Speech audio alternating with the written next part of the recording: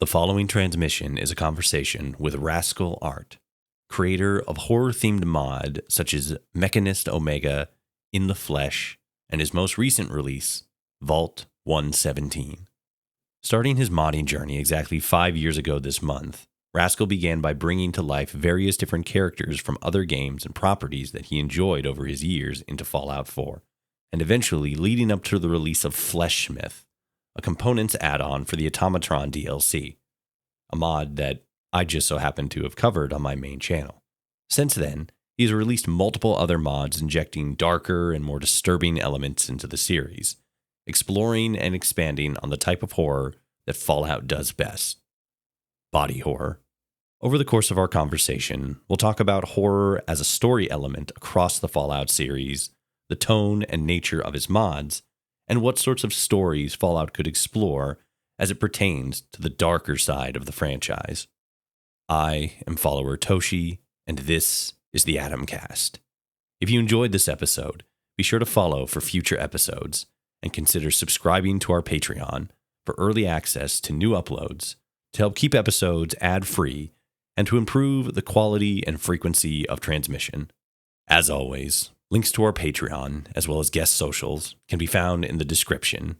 And be sure to leave a comment recommending creators that you'd like to see as future guests.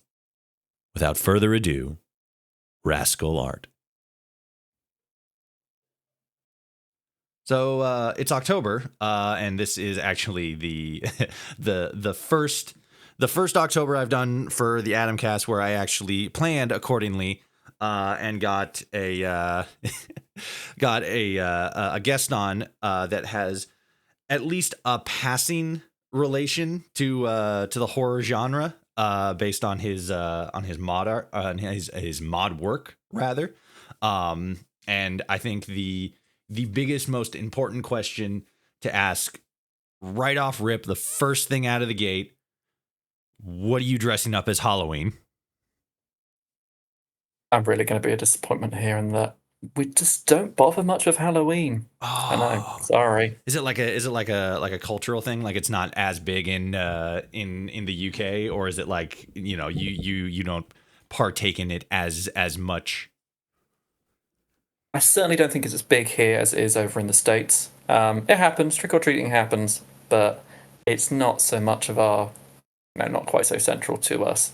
And personally, not really my bag. I'd rather not wander the cold English streets this time of year if I can help it. I'll just buy myself sweets or Yeah, candy, whatever you want to call it. the cold streets of London in the middle of the night, dressed as some sort of ghoulish abomination. Exactly. So, no. Yeah, I get that. Is it something that you've ever like actually partaken in, like yourself, or is it just like not something you ever really like concern yourself, as we sort of just covered, more of like not as culturally significant in a way? No, I think just growing up, it wasn't a thing in our family, and so it was from there. And honestly, thinking about it, none of my friends ever did either when I was like in college and stuff. So, I mean, these days, I think I'm more likely to dress up to go to a convention somewhere than I am to actually dress up on Halloween. That's fair. That makes sense. Yeah, because I mean, I also haven't done Halloween in a while, like actually like properly dressed up and got decorations and stuff like that. Partially because I work all the time and have no money, but yeah, That as well. yeah. That's always the biggest hurdle for any sort of celebration. But yeah, for in some cases, some instances rather, it's just not as big a deal. But that is interesting because I while not like massive, I always sort of inferred that it was still like partially like a thing that that gets done over in the UK. But you learn something new every day. You, however, are perhaps best known, and I could probably be incorrect on this. You, however, are probably more well known for creating horror related mods for Fallout 4. Um, going back in your catalog, though, it's interesting because a lot of the early stuff that you made was, what's the proper way to describe it? More so like, I guess, character creation, or not character creation, creature character creation, similar sort of thing. Injecting Warhammer, Gears of War, not Fallout, Halo, characters of the like into Fallout 4 as either enemies to fight or just designs, companions, things that no, not companions. I don't think any of them were actual companions. Am I wrong? No, you're quite right. I think one or two companions got scattered. Actually, no. The first companion didn't really appear until one of the earliest quest mods, and that basically just came down to the fact that I find the companion mechanic mechanically confusing as heck. So I try not to touch it unless I can really avoid it or people really want a companion. In Fallout 4 specifically, or like as a video game mechanic in general? In Fallout 4 specifically, Okay. I followed multiple tutorials in my time about how to create one in Creation Kit, and every time it just seems to go a little bit wrong. So I veer away from it if I can really help it. Has it been something that has been, you've been like slowly improving at, or is it just something where it's like, yeah, it's just not clicking. The parts are all there, but it's not going together, and just like I'll use my energy for something more productive that I know I can do. It generally, what's the phrase? Is it scope creep, where you start a project and then you slowly add feature creep? Thank you. Yeah. Where you feel, that'll be an idea. Let's see if we can just add that in, and I'll try it, and it just doesn't seem to ever hit the landing. I think the first one I tried was in Zetans or Zetans, however it's pronounced in canon, the Alien one, where I added Frogbert. I believe I named him a small frog companion who followed you around and had a terrible voiceover by myself. And mechanically it worked, but I think half the bug reports on that mod were just Frogbert isn't working. He's not following me. He's not returning to settlements when I put him in, and that there are various tutorials, mostly on YouTube, some by the excellent Seddon. He's been a lifeline in my mod creation assets. But between Zetans, I think I added a robot companion in one of the first quest mods I did, Mechanist Omega. He sometimes didn't want to work. I had my Deathclaw Raptor companion in Remnants, which was one of the later quest mods, and just something wasn't always right there. Good enough to get by on, but unless I really want it, I tend not to add companions all that much as a feature. That's fair. Yeah, it's interesting seeing some people's like how they, or like rather hearing how they like start off with modding. I've spoken to use to use proper English. I've spoken to multiple different modders, both for the podcast and also off of the podcast, and it's always really interesting to hear like where they start from. Some start with like, hey, I want to make a companion, or I want to make like a specific weapon, or I think like this location would be more interesting if it was like designed this way, or if like this location had a little bit more stuff fleshed out to it. When it came to how you got started in the modding scene, it seems more like that you were more so interested in like creature and character design, because as we talked about briefly, a lot of your early work was injections of different characters or different creatures from other media into the game itself, which, as I said, is a very popular place to start off. When you were originally, to put it into more specific terms, when you were originally beginning, was that sort of your focus? Were you more interested in character and creature design and like rigging and stuff like that? Because some of your later work changed more into like level and quest design. Was when it came to your early work, was that more so your focus?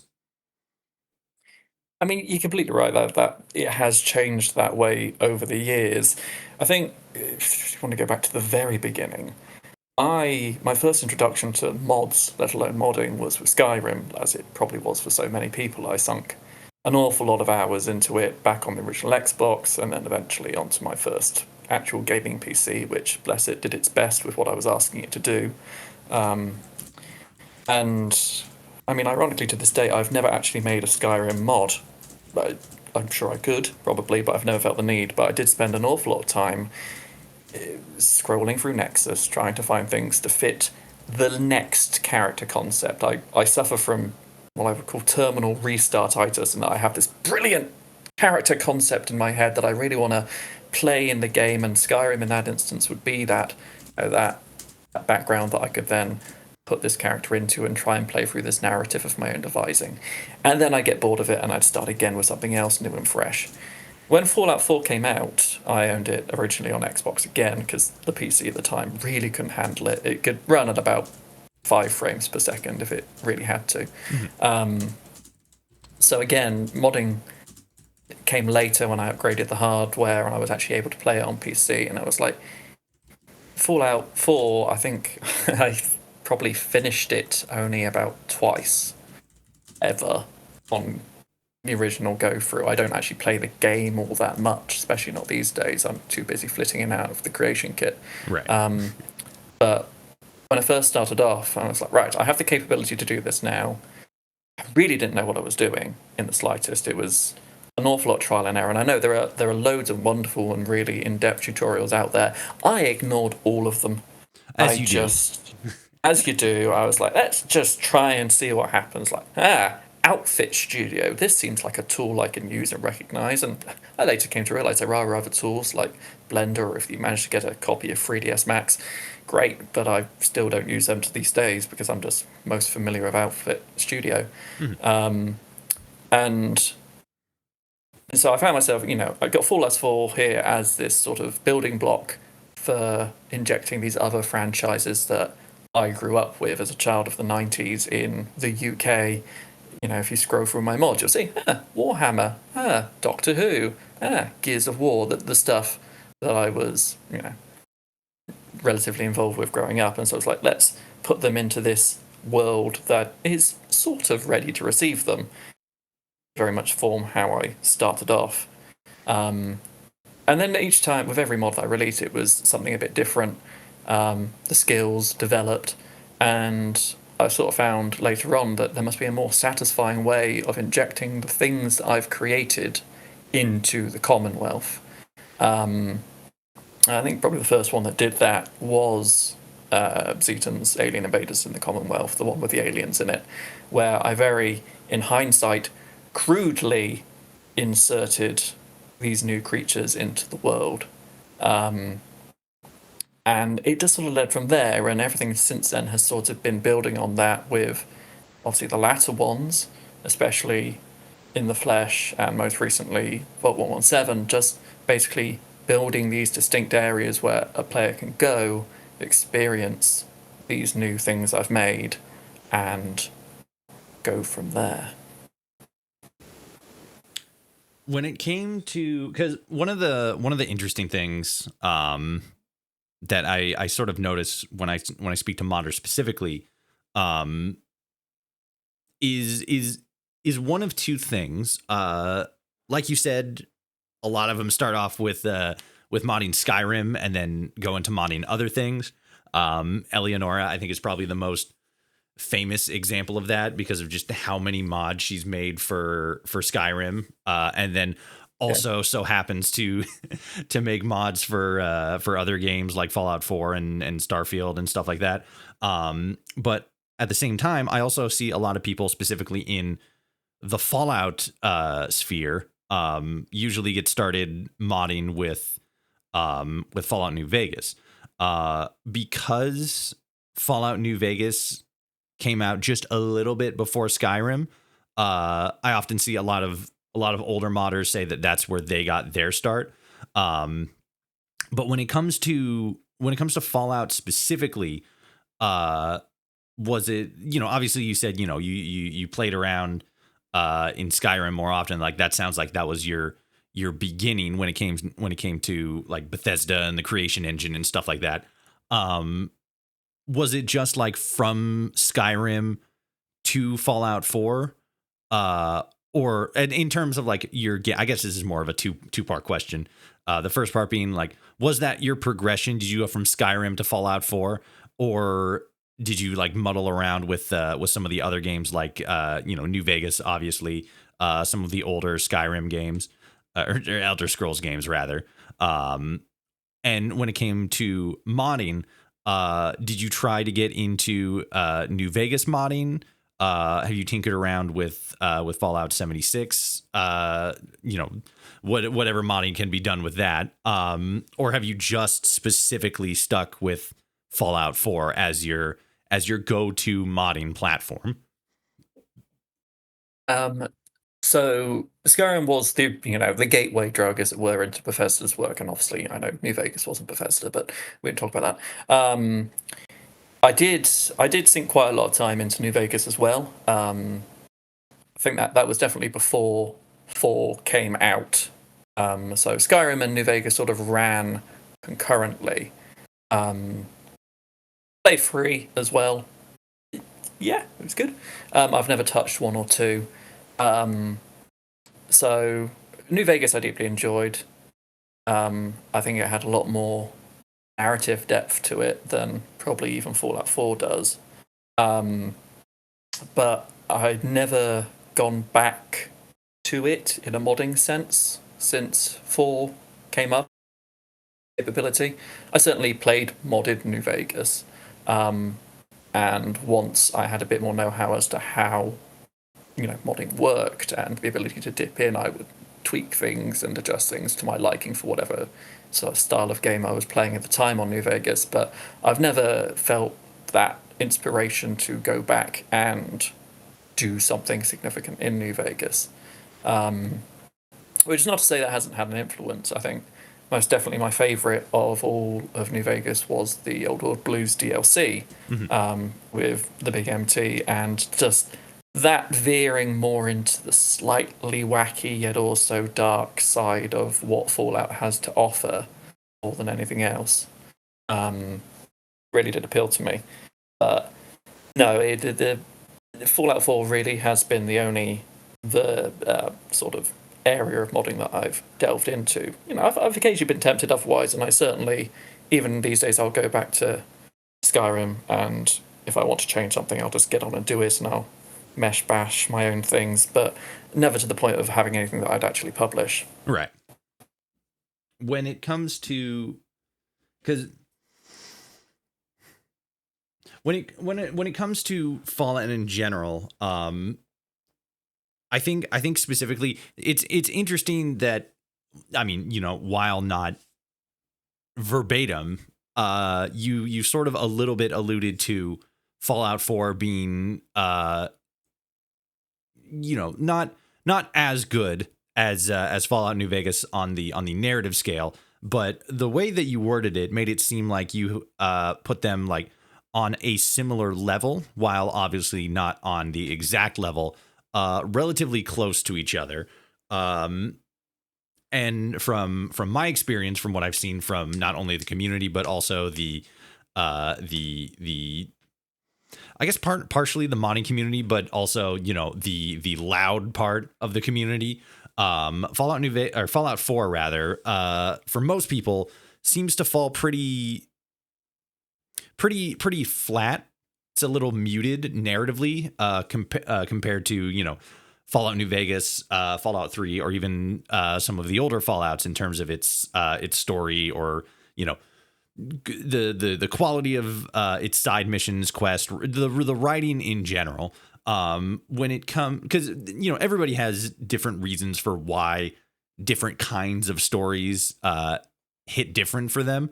When it came to Fallout 4's writing specifically, especially when you compare it to, I guess in this specific instance, like Fallout New Vegas or other Fallout stories like Fallout 3 or Fallout 76. Where does Fallout 4 specifically fall in terms of quality for you when you compare it to other games in the franchise? It's a tricky one. I think New Vegas certainly, in terms of its narrative strength, and it has this inherent complexity to it in that factions seem to play a much more overriding part in it, and your choices, therefore, between those factions have more impact. Fallout 4, always has felt a little flat. If you don't buy in massively to the settlement building mechanic and the Minutemen and all that sort of jazz, there's very little heft to it. I think one of the things I like most about New Vegas, narratively speaking, was that you were a bit of a blank slate. You obviously get shot on the head, wake up, and you can kind of be whoever you want to be with that. With 4, I think there's this certain narrative expectation almost that you are Nate or Nora. You have to find yourself. I don't know, obviously, finding family members has been a recurring theme throughout Fallout. I'm not denying that one, but it just feels a bit less impactful when you're forced out into the world.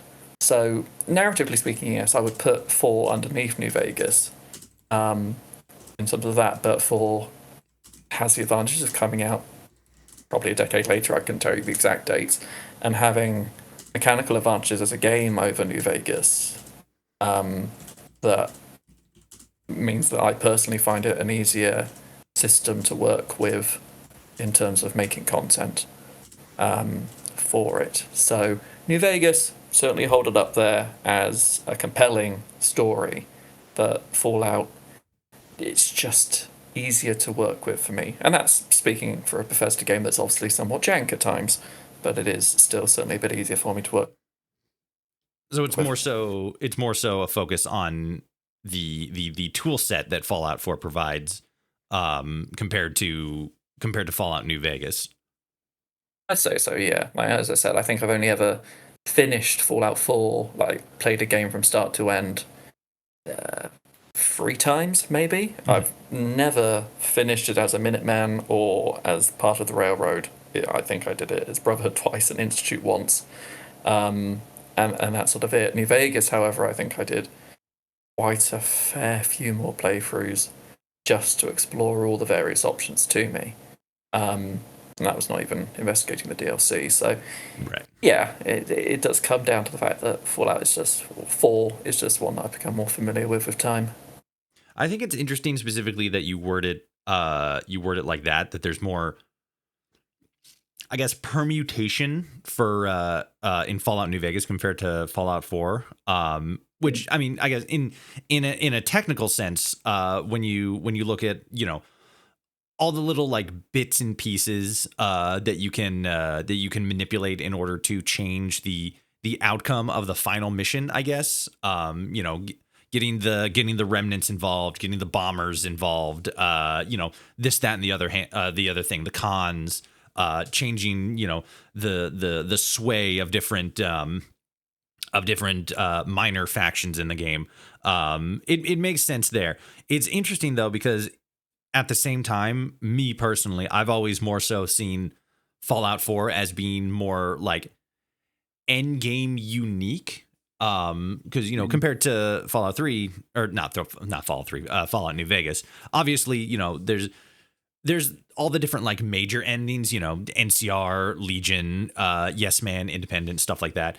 And then with Fallout 4, again, you have the different faction endings, Brotherhood of Steel, Institute, Railroad, Minutemen, but they all feel distinct enough going into an end game to feel dynamically like different story outcomes, whereas New Vegas specifically going into the end game, it feels similar, but the actual contextual narrative of those endings, especially when you again include those little bits and pieces, make the ending different enough to where even though they're sort of slotted into the same categories, the same 4 major categories based on the factions. Each one has their own little like micro differences. You finished the NCR. Did you have the bombers with you? Did you have did you have the enclave with you? Did you talk to this guy? Did you talk to that guy? Did you get this thing? Did you do that? So it all changes the outcome of what is still mostly the same amount of faction differences, but it's those smaller permutations that make the mission set feel more different. Yeah, I think certainly in terms of the character's investment, that recognition that they have gone and done this, that, and the other is then nodded to and alluded to in the ending. Whereas for me, the endings of 4 generally end like, you are walking along with these people and blowing this up, and variations of that, which, still culminates with some personal depth, especially your relationship with Sean and all that jazz. But yeah, I'm not denying that both have their impacts. I just always felt New Vegas was a bit more compelling. Right. Yeah. And I think most people, like 80%, would probably say the same thing. I think it's very hard to deny that New Vegas is probably the best written story. But as you also alluded to with a lot of your own mod work, that changes when you start to get into the mechanics and perhaps more so specifically the modding toolkit. I've talked with modders who have gone from Fallout New Vegas into Fallout 4, some even going from Fallout 3 into Fallout 4, and Fallout New Vegas and then Fallout 4, but that gap either way. And they've always said that the toolkit in Fallout 4 is like way better.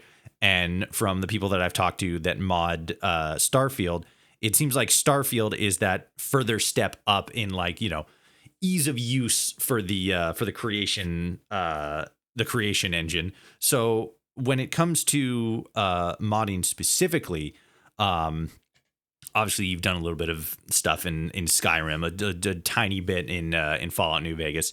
Have you done any non-inclusive, non-published modding in Starfield or any other games and compared them to Fallout 4?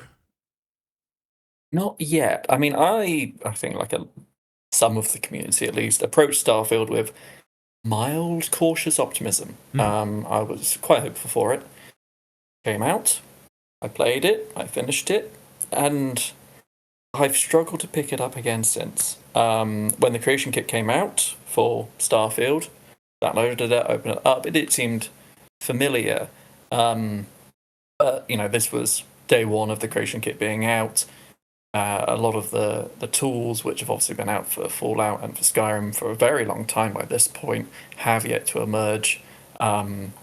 Just casually looking, a lot of, especially for mesh-based and texture-based and material-based mechanics of actually getting stuff into Starfield does appear to be different. And I was honestly just having a bit too much fun doing stuff in Fallout to worry too much about moving on to Starfield. But it surprised me actually, because I think one of the things that I was most excited about for Starfield was, yes, new Bethesda game, let's hope it's good. No comment. But was that here is a setting, a science fiction setting, which again, going back to my earliest modding, does kind of lend itself to, my science fiction franchise interests. So I was quite hopeful that I might be able to, use that as my foothold to go back into this, and then most likely veer into something a bit more lore friendly or canon friendly as time went on. But it just didn't really happen. So I imagine I will probably give it another shot, and just have to see what happens with Starfield, to be honest. I've picked it up multiple times again, especially every time I have this pattern where I release a mod for Fallout, and then I sort of enter into a bit of a lull where I feel like going and doing something else, and I'll try a few more characters in Skyrim, or I'll pick up Starfield and play it for a bit and then put it down again. And that's, there's been a certainly an upsurge in modding for Starfield that makes it a bit more interesting. Obviously, you've got massive projects like the Star Wars Overhaul Genesis, which I've tried and very mechanically impressed with. But I think for Starfield and me, one of the underlying of the narrative does kind of limit my interest in actually going through it all again. Right. Yeah. Because that's something that I hear a lot. That I guess more so like the narrative or the gameplay flow tends to turn some people off when it comes to Starfield specifically.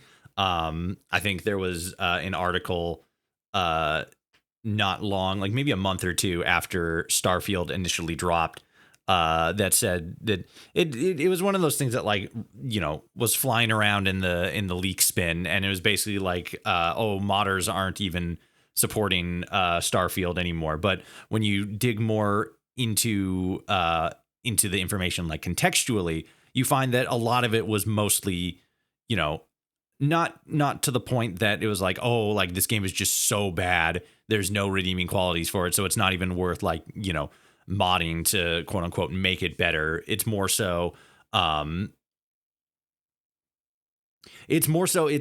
was more lackluster compared to some of Bethesda's previous titles. It didn't grab them in the same way, which seems to be a pretty consistent opinion. And just as you said, when you're going through, like, phases, you shift out of one game into another, Starfield, Fallout, this, that, and the other thing. I mean, I do the same thing. I've picked up Starfield multiple times. I played it like crazy when it first came out. You know, set it down, played other games, got back into it. I still want to go, but it is always improved when you have like a really good mod for it, like the one King Gath put out a while ago. Watchtower, that's what it was. Yes, that's the one. Yeah. And it's always like mechanically, like what mechanically can be brought to the game, because I think there's sort of a similar conversation with Fallout 4, but I think that enough people have enough either nostalgia or can find enough enjoyment out of Fallout, probably because Fallout is just a stronger IP in general compared to Starfield. A lot more established, has a much bigger fan base.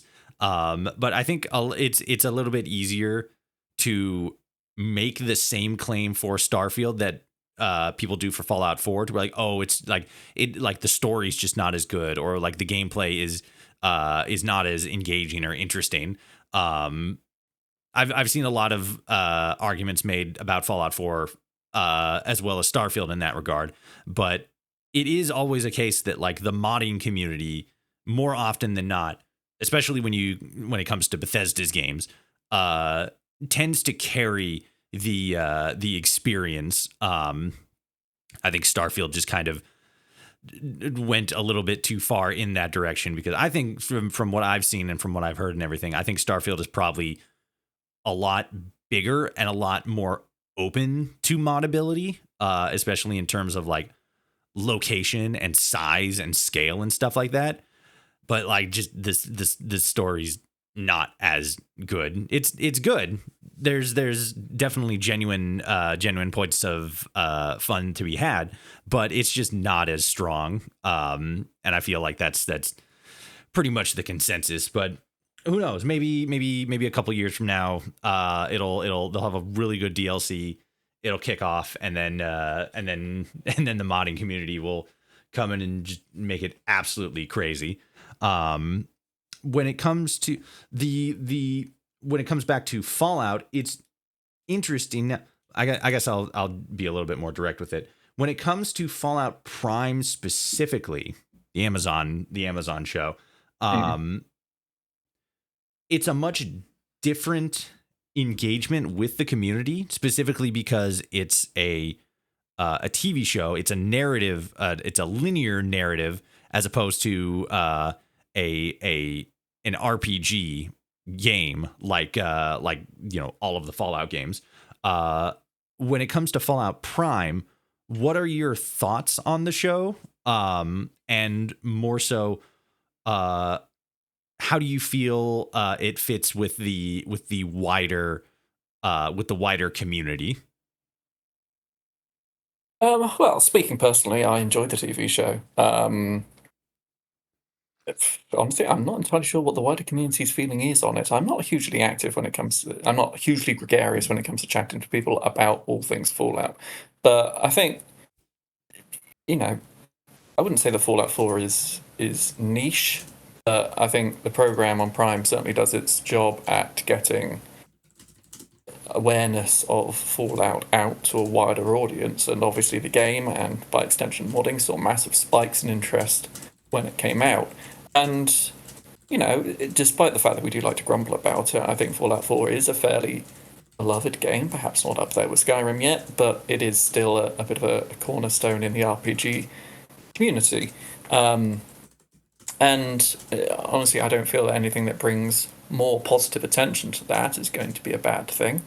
And in its own right, I felt the TV show did a fairly good job at sort of capturing the feel of Fallout. Things being that alternating grimy, but also counterpointed with the cleanliness of the vaults, but also the underlying griminess that they're all fairly horrible, really, underneath it all.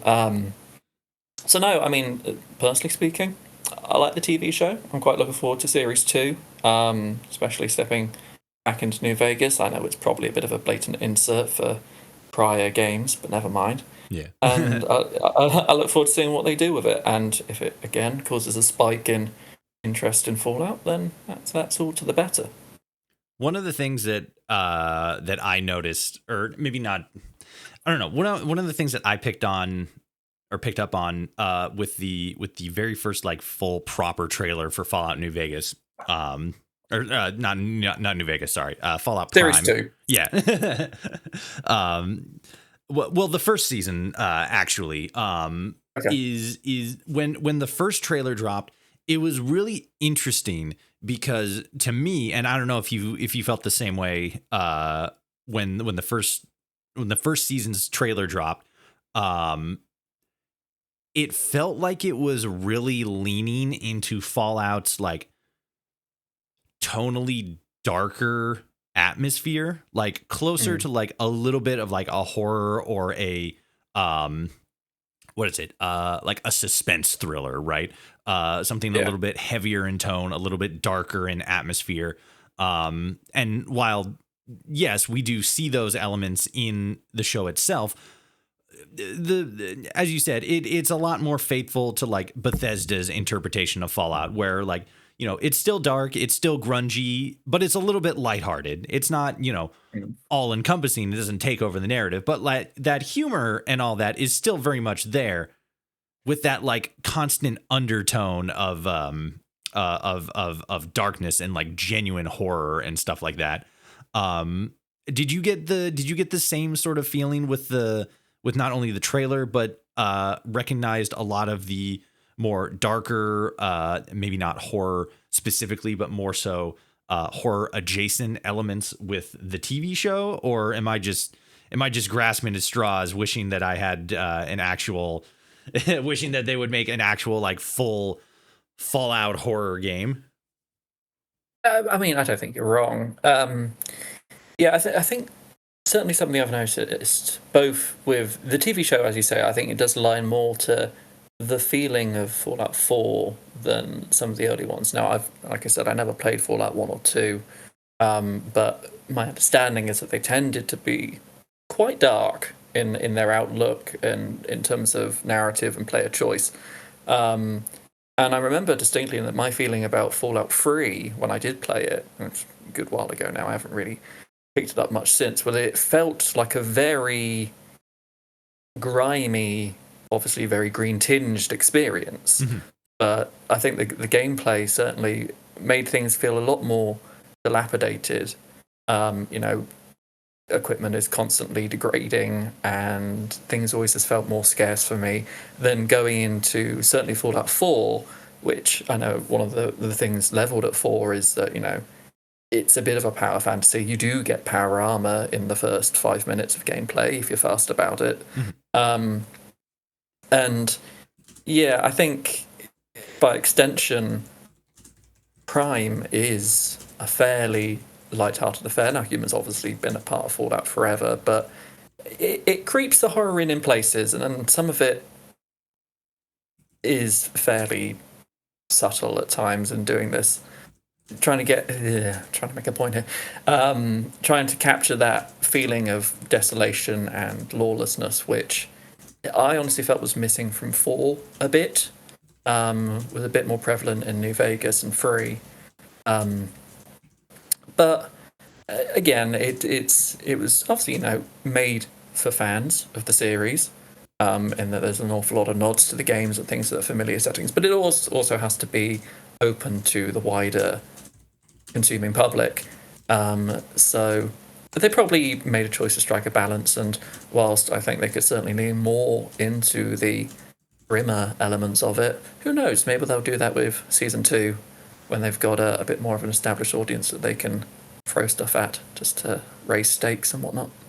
Based on a lot of your to get back to your mods here for a second, based on a lot of your more recent mods, you've gone from your early work, which was inserting characters and designs from different video games, obviously, but also different like TV shows like Doctor Who into the game as like your early work. More so recently, you seem to be more so exploring those sort of horror related elements with mods like your Flesh Myth mod, which I actually did a review of a couple years ago. Very well done. I really like it. Of course, I love anything that adds on to the Automaton DLC, because that's like it's at the same time probably like the best mod for Fallout 4, not taking into account like story mods, but like probably the best mod for Fallout 4, but also like the worst one, because why would I take Piper or Paladin Dance anywhere when I can take a fucking 18-ton murder machine that shoots mini nukes at anything that even looks at me wrong? So you're not wrong, right? It completely breaks the companion system, which I feel for Fallout 4 was probably like its biggest deal. That was probably besides the settlement building, that was kind of like one of the bigger elements of it. But more so specifically, when it comes to your quest mods, and more so again your more recent mods, because Fleshmyth doesn't really have too much of like a quest element to it. It's more so like item and component insertion mods. Yeah. But to lump it together with some of your more genuine like proper quest mods, they are exploring, and you seem to be exploring more so those horror based elements and how they can fit into Fallout. If I'm to go out on a limb here, it seems that you sort of are taking a lot of inspiration from some of your earliest mods, which get their inspiration from the Warhammer 40K universe. So it kind of all connects together. The whole flesh and machine fused together and stuff like that, and then that's led into your more current modding prowess. But it all sort of ties into this narrative or this exploration of horror in the Fallout universe. Is that something you want to see more of in Fallout? Exploring the darker, more gritty, more horror focused elements of it, or is that something that you just find to be more interesting as an element to embiggen, in a sense, in Fallout as a as an experiment, as a temporary reprieve from what can often be seen as the more lighthearted elements of the series? It is probably more of the latter. My, creature creation and all that sort of jazz generally for me starts off as a, I wonder if that'll work moment, which I then implement and see what happens. And this leaning towards the slightly more darker elements of Fallout. You're not entirely wrong. Growing up, it was quite a lot of, and I still do read a lot of the Warhammer books. Playing, I've never actually done much, or if any, playing of a tabletop game. It's mostly been about the underlying story and themes and all that sort of jazz. And Fallout has always had this, starting off probably quite silly, but also this underpinning of there is a supernatural, unpleasant side to Fallout if you dig deep enough. And it's generally only ever touched on quite lightly, because otherwise I think it would undercut the fact that this is a post-apocalyptic game, not necessarily a dark supernatural game. Right. So for me, it is more about providing people with an opportunity to touch more on that, because in base Fallout 4, for example, you've got Dunwich Borers, which is obviously touching back onto Dunwich Company of Fallout 3 fame, and also Point Lookout. But that's kind of it, really. So I think for me it was more about, this is something that's generally lacking from what is, as I said earlier, a bit of a power fantasy game, in that unless you are significantly playing on high difficulty with mods to perhaps amp up the survival elements, Fallout 4 is not a particularly difficult game. Question mark. I don't feel that people struggle through it if left to their own devices, with the game presenting them with what they want and if they're sensible about their choices. So I think certainly for In the Flesh and latterly Vault 117, it's been more about giving the opportunity to step out of that and face something that's a little bit different from what they've been experiencing thus far, beyond the normal horrors of a post-apocalyptic wasteland. When it comes to, because as I said before, there's always sort of this this through line, this pathway that leads from how somebody starts off with modding to where they inevitably end up. Like, for people who have been in the game longer, it's a little bit easier to sort of map out compared to obviously somebody who's like brand new to it. But looking through, and we sort of touched on this before we started the interview, looking from your earliest stuff, which, as we've talked about, is more so focused on like creature design and stuff like that. There's a not a stark separation, but there's a point where, and maybe obviously you do still do this with some of your more recent mods, but there's a separation between your earlier work, which is creature focused, and your more current work, which is questline focused, mission orientated. And from what we talked about before we started recording, that interim is where you actually got on and were brought on to help out with Fallout London. Can you talk at length about your involvement with Fallout London and how you got on to the team to work with them? Yeah, sure. I think it was after, I can't remember the exact timeline of events. It was a while back now. Obviously, it was during COVID lockdowns and whatnot here in the UK. But after I did the second Doctor Who mod, Age of Steel, the Cybermen one, I remember Fallout London or Folon team putting out, like, anyone wants to be involved, we're looking for 3D artists. And I was like, I would tentatively refer to myself as a 3D artist, but I've certainly got some idea how to make my way around things and get stuff into games. So I reached out, and I remember Prilladog, the project lead, came back to me and said, yeah, we've seen some of your stuff.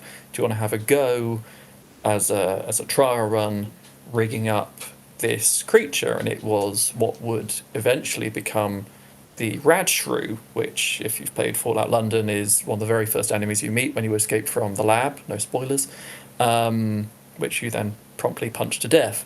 And I did that, and they were pretty happy with the work, and the collaboration led on for a couple of months, really. They pretty much had a board of things that they needed doing, and I would just pick stuff up and I'd get on and do it. And for the most part, they were pretty happy with what I did. They were, I can't emphasize this enough, a lovely team of people.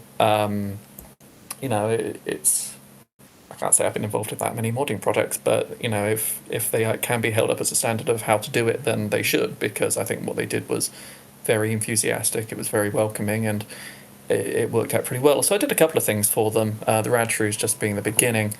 I'm trying to think what else. There was a couple more creatures. The horses, the creepy 8-legged horses, which were rigged onto the dog animations. I don't know if they ever found a way of stopping them rolling over, but hopefully they did, because that was always a bit of an odd one to see in game.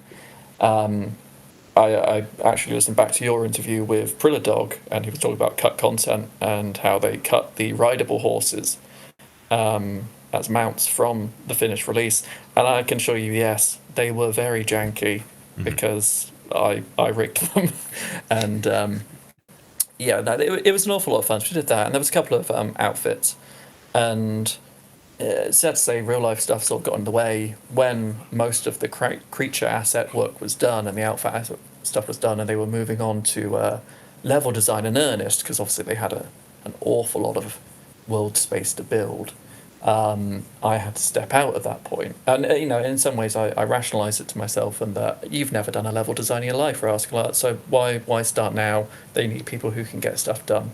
They were perfectly willing to teach me, but I stepped away at that point, which in hindsight I think was a shame, because it meant if I had stuck around, maybe I could have got a bit more of a head start on the whole level design element of mod building, which is, as you mentioned, something I have moved more towards since. But no, Fall On was great. I was very eager for it to come out. I thoroughly enjoyed it when it did. And I wish them well in the next bit of projects that they do. I know they are planning on having some quote-unquote DLC elements come out for it. I'm not sure where they're with that, but I know that they can, and they have occasionally reached out since release if they want anything else done. So fingers crossed for them. Is the experience of what, because it's obviously got to be an interesting transition going from mostly like being in charge of 100% of your own projects, making your own mods and stuff like that, to being involved with a team. Is team collaborate? Because again, as I said, like it seemed like Fallout London was very much the interim to not transition you away from creature design, because as we talked about, it's stuff that you still do for your own mod projects. It's stuff that you did for Fallout London, but it seemed like your involvement with Fallout London was what led you into more so like quest and level design effectively. When it comes to your involvement in a modding team, though, is that something you're going to like further explore? Are you going to try to get on with other mod projects, or are you mostly going to just take what you learned from Fallout London and transition that into a larger toolkit that you can use to work on your own projects? And if that is what you are going to do, are you eventually after that point going to try to get onto another modding team, start your own like bigger, larger modding team, or is it just going to be like you're just going to focus on making your own stuff? It's a bit of all the above, really. So I think during that interim, seeing how the Fallout London team were putting stuff together, and the different means of implementation, I think it did inspire me somewhat to say there is a better way than just plonking my creatures into the world. And I still did a bit of that. Look at the Super Mutant add-on I did, where I was still just plonking things into the world because it seemed appropriate. But certainly after that, between In the Flesh Remnants and Vault 117, it was just like I can build these self-contained levels which showcase almost the creatures that I'm making. Team working was, I think, honestly, I have no bad experiences from it, simply because they're always, in any team, there's going to be people with specific skill sets, which I am not so strong on. My texture work, for example, tends to leave something to be desired. I do my best to use in-game assets as much as I can, both to reduce file bloat, but also just because it's easier that way.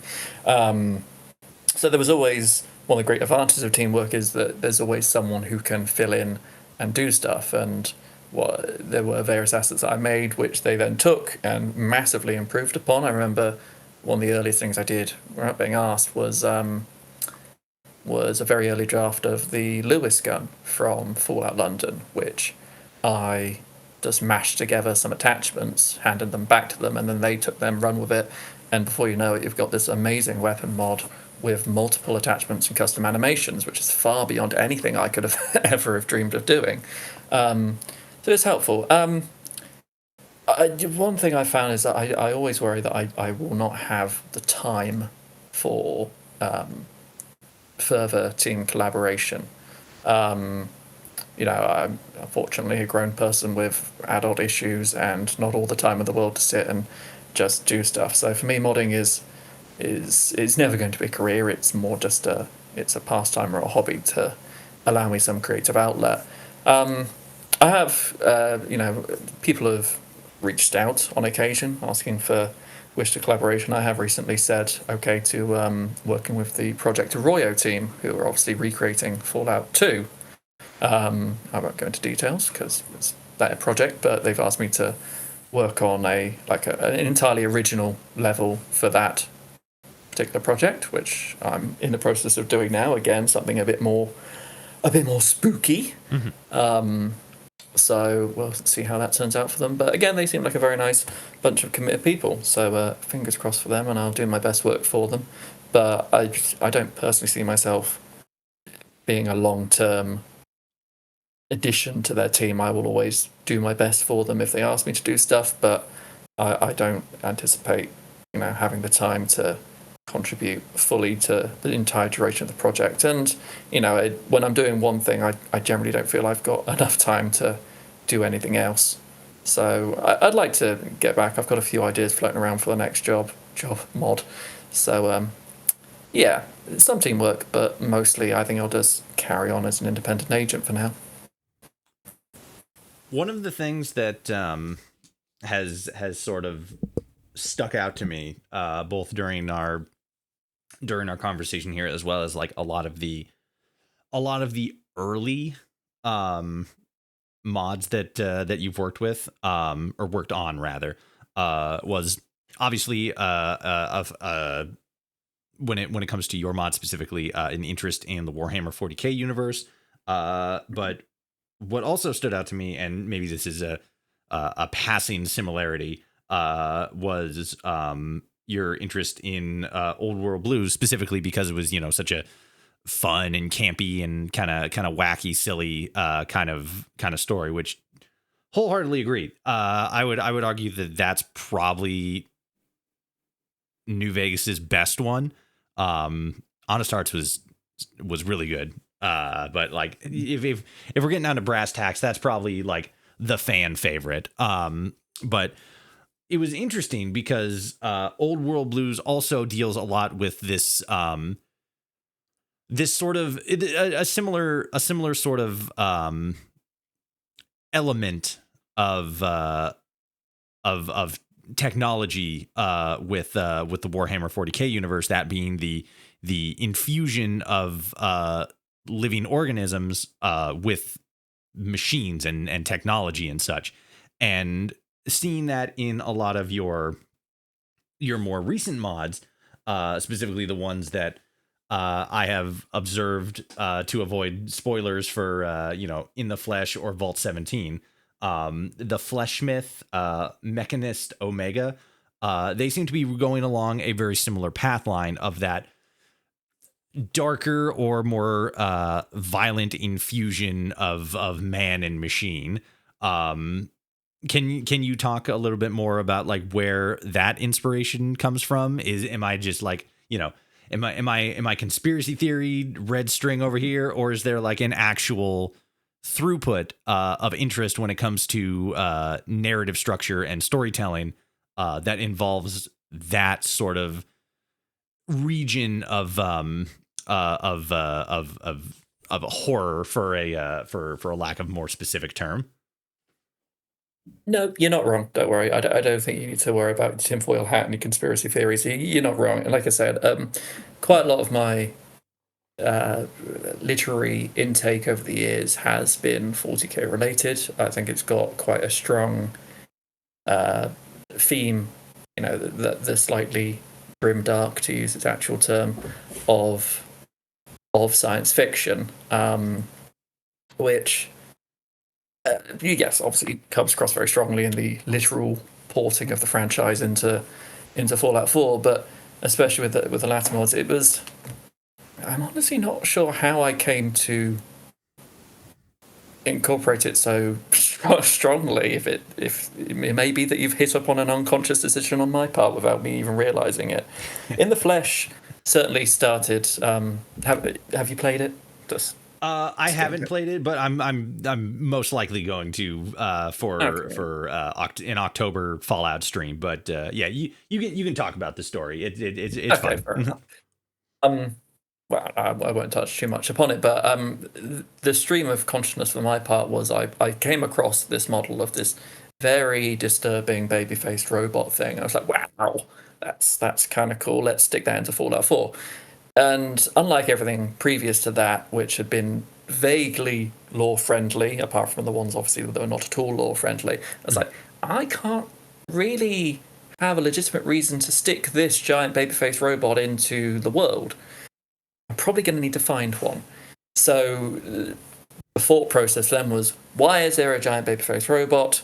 Some crazed scientist built it. Why did a crazed scientist build it? Probably because he's part of the Institute and they were doing something dodgy. Why did it go quite so weird? Probably some sort of supernatural element. So then I needed to have some excuse to have a large supernatural element combined with Institute science. And what do the Institute do? They create synths. And what do they use to make synths? This mysterious red goo, which I remember staring at when I visited the Institute in game in one of the early playthroughs. It was like, where's this come from? What even is this red goop that they dip things into and suddenly meat happens? And it's like this sort of then one led to the other, and this conjoining of concept of why not let's have some lovely goop monsters in collaboration with Generon synthetics, which obviously already skeletal and humanoid in process. And it was also, so it was a mixture of that, is that necessity sort of led one to the other, and the thought process ended up with this goopy unpleasantness. And also from that was that, when I set out to make a horror mod, I was like, well, Fallout 4 has its horror elements. There are horrendous things in it, but there's precious little body horror. Feral ghouls are unpleasant to look at, but they're not inherently disturbing. I think one thing that gets underplayed with them is the fact that they are human beings who have degraded horrendously to this point, which I think is something that's touched on more in the TV show better than is actually ever really regarded in Fallout 4.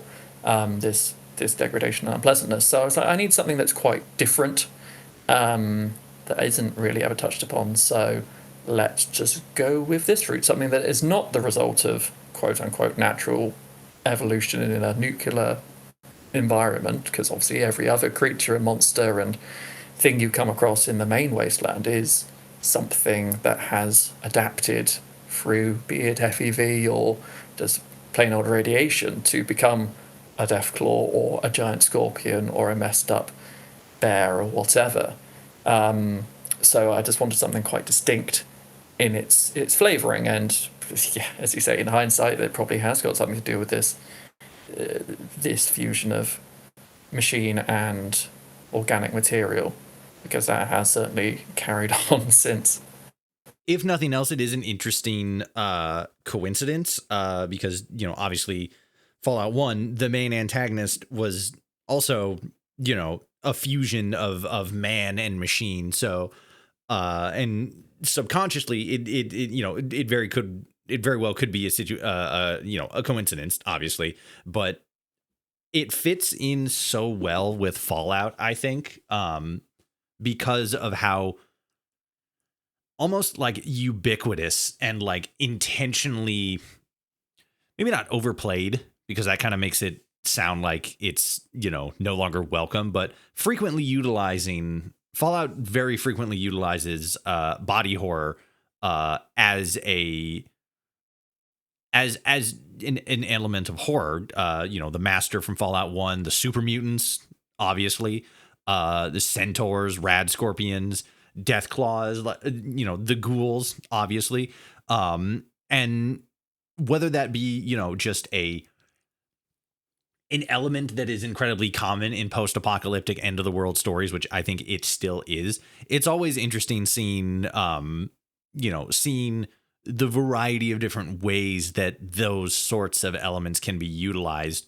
And again, like I said, coincidentally, also seems to be an underlying element in a lot of your early work, a lot of your current work, a lot of your interests in general. As you said, you've delved pretty heavily into the actual Warhammer 40K books, not so much the tabletop game, which is interesting to me just because I've seen more people involved in like the games themselves than the books. But at the same time, of course, gamers are going to be less interested in books. Like, there's games to be played. There's tabletops to be done. Like, who's got time for reading?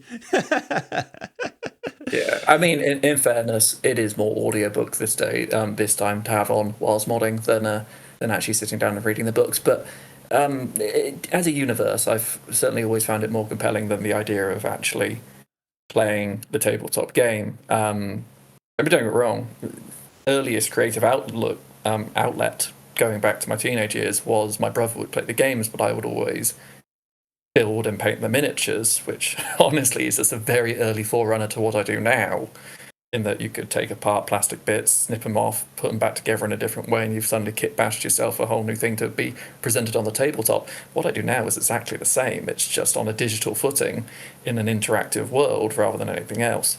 But a lot of the underlying, especially the eldritch gods, the general unpleasant forces that are making your life even worse in an already unpleasant universe, is just something that's come across into the latter mods quite significantly as time's gone on. Mm-hmm. And I think, especially in Vault 117, have you played that one?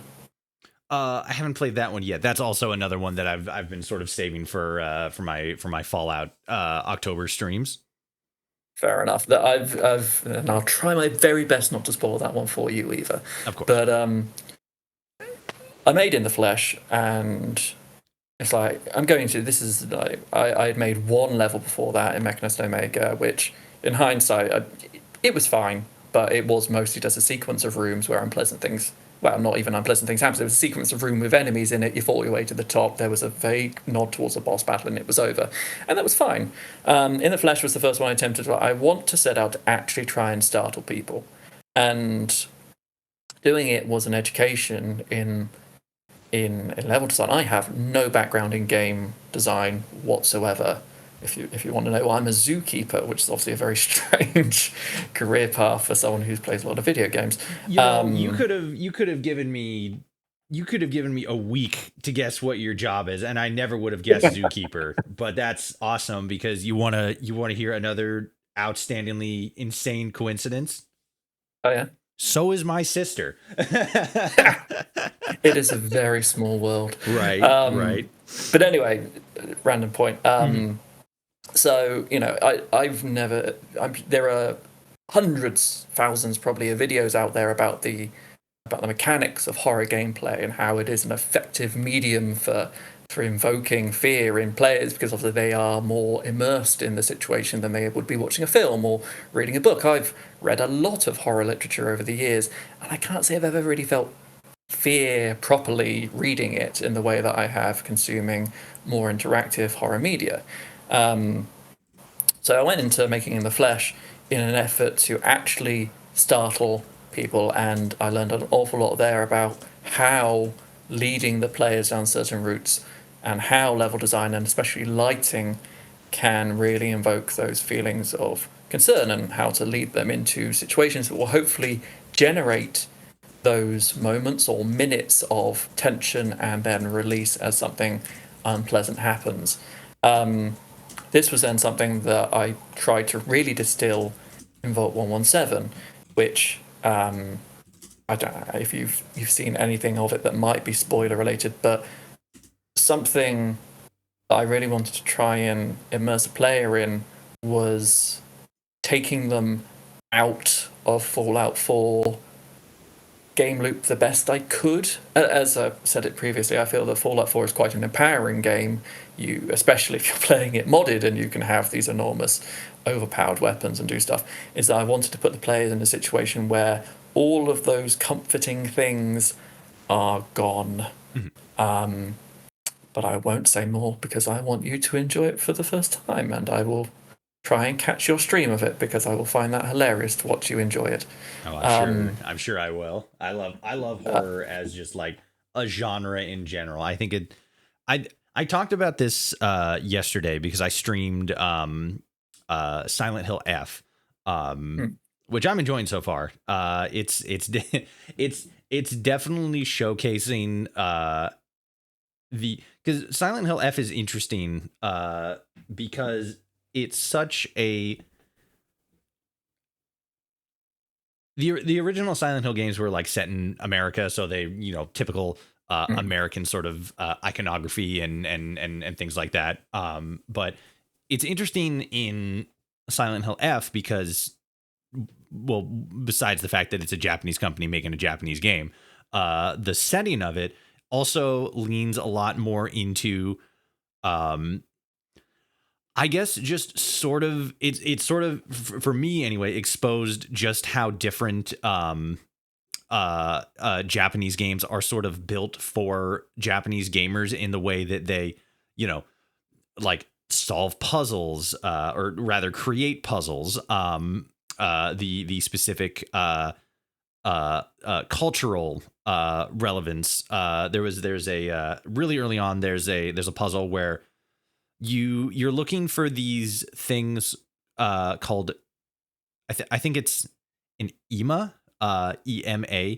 They're like these little baseball diamond shaped like home plate shaped planks of like little pieces of wood that can often have, artistic depictions on them of, various things, cranes, trees, cats, dogs, stuff like that. I believe contextually from what I saw in the actual level that they are more associated with like prayers. And I I spent the puzzle was basically like find three of the missing things, and I spent way too long just like wandering around and like I don't even know what an EMA is. I don't know what this puzzle means. I don't know what this means. And then like eventually I had to like look it up, and then I'm like, oh, this all makes 100% sense now. But it was just that like cultural divide Yeah. along the lines of, one puzzle making, but also the more horror based element to it. And it's very interesting to see how different cultures interpret horror as more so a medium, as we've already talked about. Fallout Western game focuses a lot more in like body horror as a narrative tool. Other genres focus more on like, jump scare, gore, psychological horror, stuff like that. When it comes to when it comes to you, obviously, you've with your more current work, it would seem anyway that you've been leaning more again into the exploration of further body horror stuff.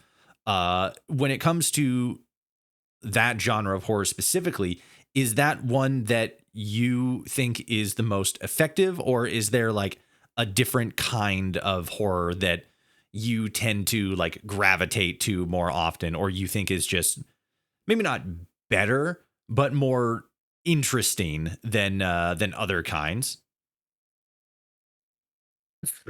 Tricky one. I think it's probably the easiest to realize in a game like Fallout 4, as in it's the easiest to implement, as in body horror, because as you mentioned, there are elements of it already within the game, and to a degree, that's what people come to expect, and it does certainly have a through line in my work. Vault 117 is included in that. It's mild spoilers again. It's very much a mod of two halves. The first half I have veered very strongly away from the strong elements of body horror, and I've done everything I can to make it a much more suspenseful, tense experience than simply the oh god, that's coming at me, it looks horrendous. There's still an element of that, don't get me wrong, but it's a lot more in the not knowing what's happening, and that's, not knowing what's going on is obviously quite fundamental to horror. It's also a very significant through line in the more Lovecraftian Dunwich elements of the Fallout 4 mythos, in that no one really knows what on earth is going on and what these things are and what they're actually doing. So there's an element of that. The second half of Vault 117, I'm not even sure if you can describe it as horror. It contains some horrendous creature designs. Again, try not to spoil it, but I've had some fairly good feedback about them being truly gribbly and unpleasant. But I also intended the second half to be more. The word that was in my head when I made it was catharsis, in that you've gone through this unpleasant experience with very little of your normal agency. Now you can breathe out and have a go at this. If you do play, I would recommend having the music volume up, because the base mod does contain custom music, which I think lends very much to the experience. But I will leave that entirely up to you. That is actually good to know, because I usually play with the music off, because when for Fallout 4 specifically, like, one, the ambient music is amazing, absolutely great, but I found that like having it off feels a lot more. It helps for me anyway. It helps to ground me in like the moment of just whatever's around me at the time. It feels a lot more of place, rather than having the ambient music playing and then sort of being reminded that I'm like in a video game or in this narrative situation. And it feels a lot more personable in effect. So thank you for letting me know that the music will play a part in your story. That's important information.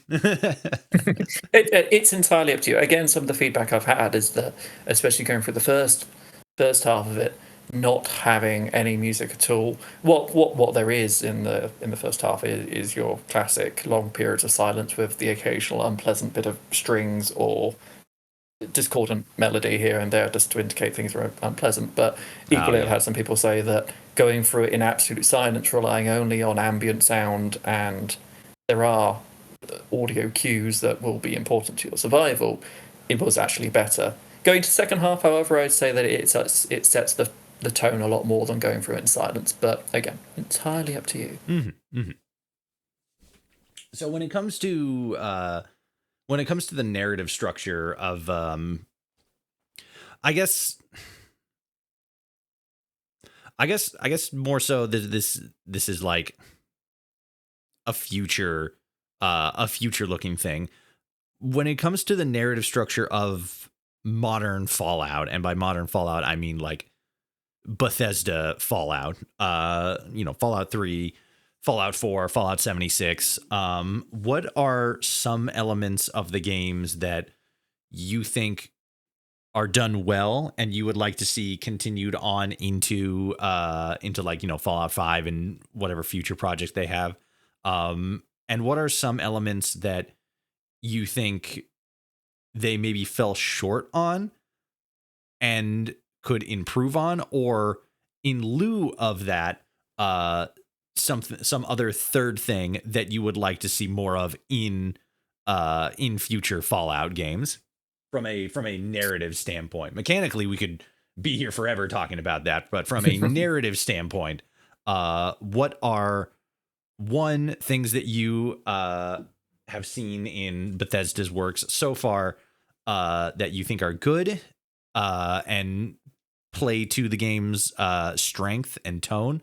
And two, what sort of things have you seen as shortcomings and you think could either be improved in future games or instead would be better served or would better serve the game by being a different element?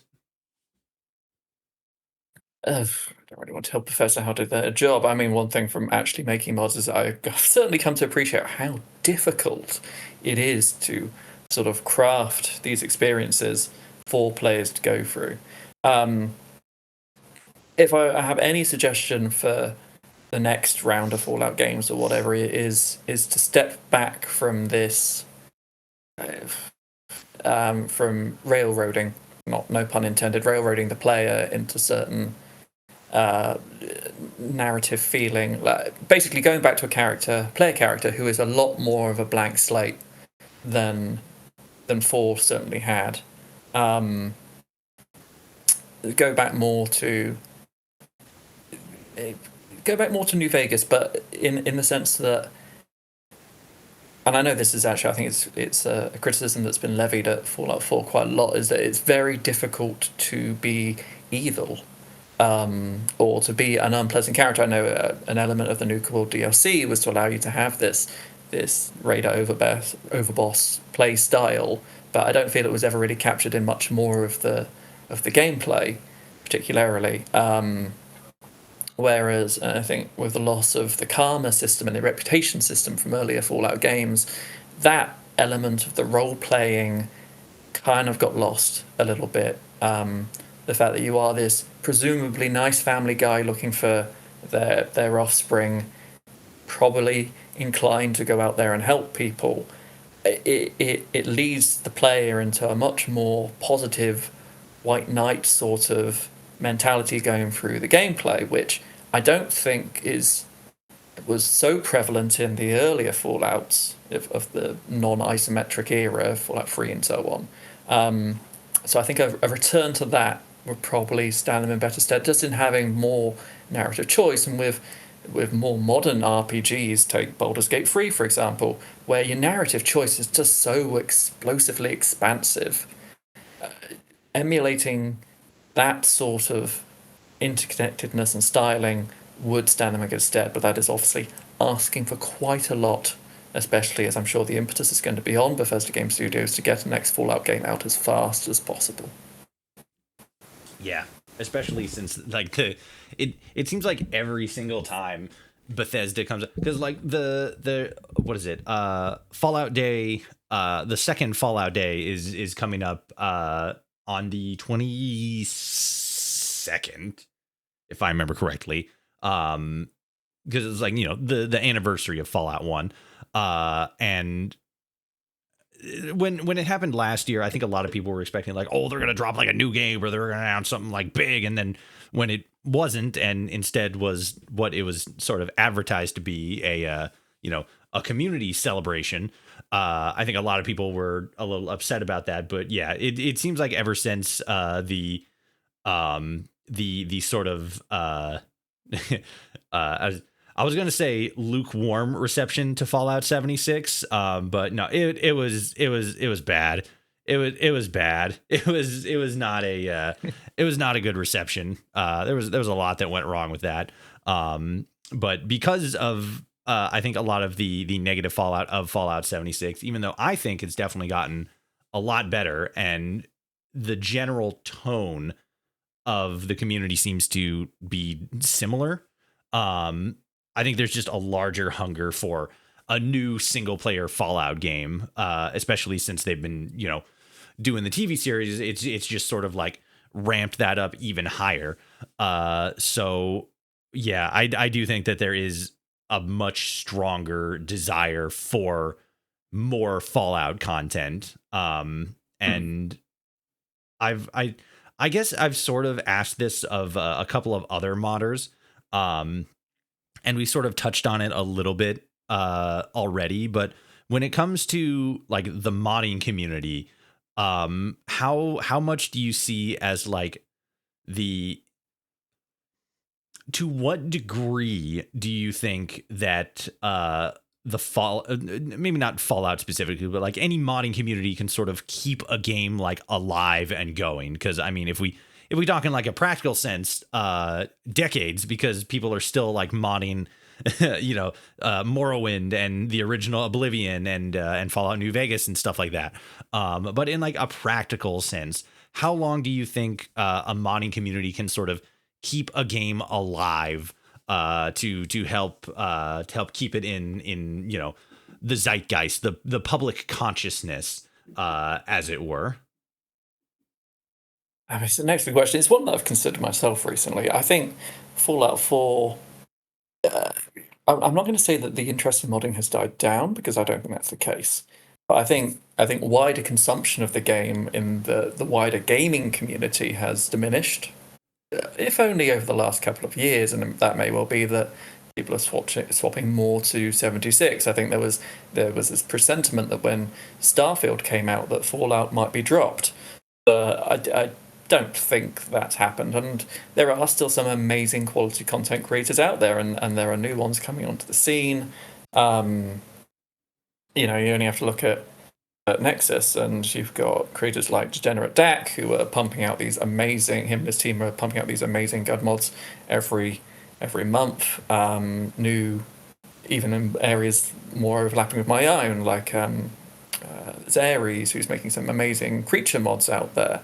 There are certainly talented modders who are getting into it this way, and I think Fallout 4 still got some life in it. I don't know if it's going to have the longevity of Skyrim, which doesn't look like it's ever going to die because Todd Howard wants more money. Yeah. But I think I don't want Fallout 4 to go away. I don't think it's going quite as strongly as it is. But then equally, we may get to when season 2 out. Is it this month or next month? It's going to be in December. December, right? Yeah. So you may see another sudden upswing in attention, which I'm sure is what they want, and it won't do the modding community any harm. That people will start playing it, and they'll have this. Our work will be there for them to enjoy, which is ultimately why I think most people do this. Is that look, I made a thing. Hopefully you enjoy it, and please tell us so because validation is everything. But yeah, no, I like to think that Fallout 4 will keep going for a while as long as there are people who enjoy working in it, basically. When it comes to like, I guess more so specifically the future of Fallout, because as we've talked about, you've been involved in multiple projects, both your own as well as helping out with Fallout London. You've obviously been a lot more.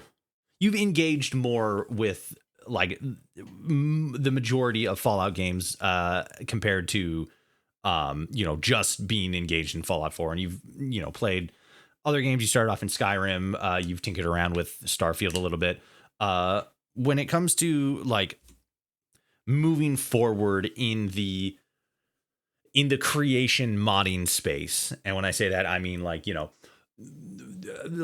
future games, Elder Scrolls 6, Fallout 5, Starfield 2, if that's actually going to get a proper sequel and not just be sort of like a living game, but like any other games that they get put out for the creation engine, besides like the big three, if there is going to be anything besides the big three. When it comes to moving forward, what are the things that you're hopeful about that will be able to be continued and like improved on and expanded upon, and what are some of the things that you hope that Bethesda will more so venture into, try to like new things that you'd like to see them do, different ways of doing old things, things of that nature? What I think the most underlying thing was going forward into the future Elder Scrolls and Fallout titles is I hope they maintain their awareness of just how big their modding communities are and will continue to release the tool sets to allow people to at least start doing what we have been doing. The release of every creation kit is all the way back to the GEC and all the rest of it. That's a fairly novel thing, I think, in the wider gaming industry. There are obviously other people and other games that have it, but I think Bethesda make it much more accessible than anything else. So I really hope that they never feel the need to drop that. And I know, there is always this undercurrent that modding ends up in some cases being a further source of revenue, which I've never touched on personally, so I just leave them be. But I do hope that they continue to keep the tools accessible so that people can continue to, maintain their games. And I think it's only in everyone's common interest that they do so. Let's be honest, it's more than 10 years since Skyrim came out. If the modding didn't exist, there would never have been the longevity. It would have been considered, it was a great RPG, but also jank and dated as all hell by this point. And, probably much the same with Fallout 4. So it is very much the modding community that keeps these games going with the longevity and the interest that they've got. And so they really do need to just continue enabling the mod community to do what they do for all their future releases. So I hope that's never lost. In terms of what more they could do, honestly, I'm not sure. I'm waiting on them to, surprise us.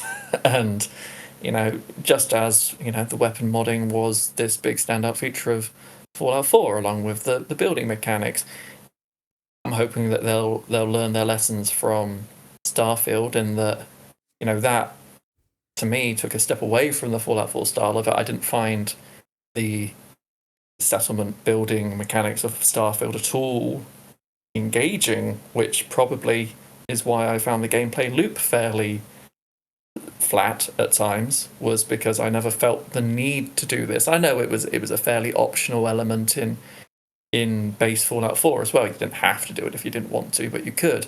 And the work of King Gaff and the Sim Settlement project really show that this could be an amazing element of your game.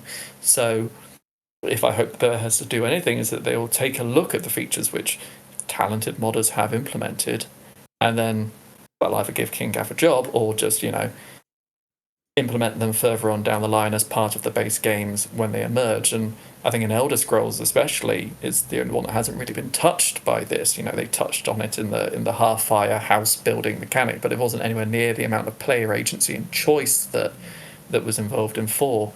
So fingers crossed they will just implement some, look at what's been done since they released their games, and then take that and implement it in a way that's new and fresh, and then can even further down the line be built on even more by modders, and eventually just end up with what we've all wanted all along, is some really amazing games. Thank you for listening to my conversation with Rascal Art, veteran horror modder for Fallout 4. If you enjoyed this episode, be sure to follow to be notified of future episodes, and consider subscribing to our Patreon for early access to new uploads, to help keep episodes ad-free, and to improve the quality and frequency of transmission. Until next time, dear listener, I thank you so much for tuning in, and I will see you all out there in the wasteland.